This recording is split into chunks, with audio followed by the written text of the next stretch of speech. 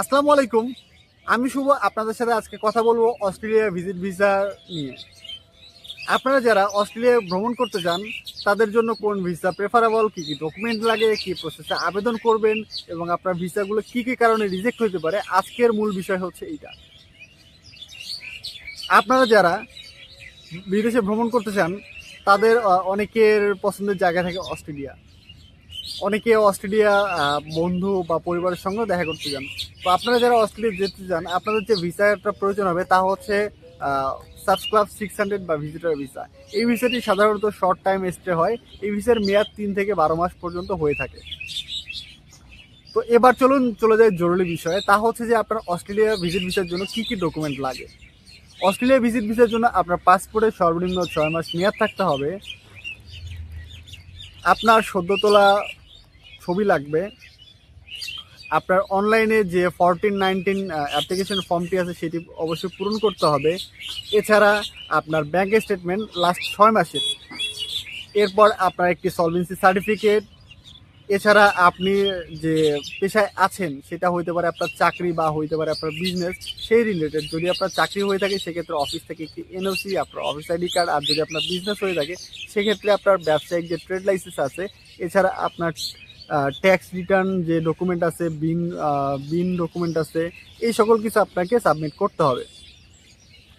এছাড়া আপনাকে একটি ট্রাভেল প্ল্যান বা ট্রাভেল আইটেনারি আপনাকে রেডি করতে হবে। যে ট্রাভেল আইটেনারিতে আপনি উল্লেখ করবেন আপনি অস্ট্রেলিয়া গিয়ে কোথায় কোথায় ঘুরবেন, কোথায় থাকবেন, আপনার কবে কোথায় কীভাবে যেতে চাচ্ছেন, এই সকল বিষয় বিস্তারিত। এছাড়া আপনার প্রয়োজন হবে হোটেল বুকিং, তারপর আপনার রিটার্ন টিকিট, যাওয়া আসা সহ আপনার রিটার্ন টিকিট আপনাকে উপস্থাপন করতে হবে।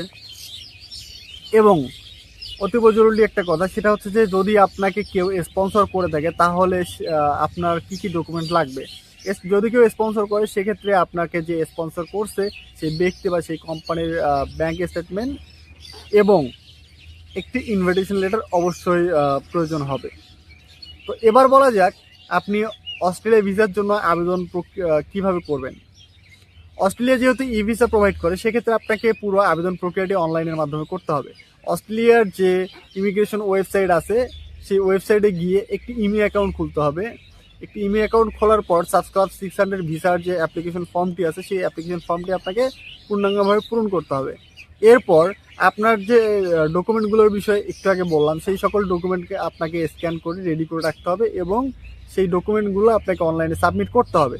এরপর যে অ্যাপ্লিকেশন ফিটি আছে $190, সেই $190 আপনাকে পেমেন্ট করতে হবে। সো এই হচ্ছে আপনার কাজ। এরপর যদি সব কিছু ঠিকঠাক থাকে তাহলে অতি দ্রুত আপনি হচ্ছে অস্ট্রেলিয়ার ই ভিসাটি পেয়ে যাবেন আপনার ইমেলের মাধ্যমে, অথবা আপনাকে ইমেলের মাধ্যমে আপনাকে জানাই দেওয়া হবে এবং হচ্ছে আপনি ইমেল অ্যাকাউন্টে আবার লগ ইন করে আপনার ই ভিসাটি ডাউনলোড করে নেবেন। এই হচ্ছে আপনার প্রসেস। এখন কথা বলা যাক যে আপনার ভিসা কী কারণে রিজেক্ট হইতে পারে। অস্ট্রেলিয়ার ভিসা সাধারণত আপনার ফিনান্সিয়াল বিষয়গুলো খুব ভালোভাবে দেখে। তো আপনার ফিনান্সিয়াল দিকটা যদি দুর্বল হয়ে থাকে তাহলে আপনি অস্ট্রেলিয়া ভিসা পাবেন না। এছাড়াও যে ট্রাভেল আইটেনারিটা আপনি প্রদান করবেন সেই ট্রাভেল আইটেনারিতে অবশ্যই খেয়াল রাখবেন যে আপনার যে ট্রাভেল প্ল্যানটা আছে সেই প্ল্যানগুলো যেন পূর্ণাঙ্গ এবং খুব সুন্দর হয়। এগুলো যেন অসামঞ্জস্যপূর্ণ কোনো রকম ট্রাভেল প্ল্যান আপনি প্রোভাইড করবেন না।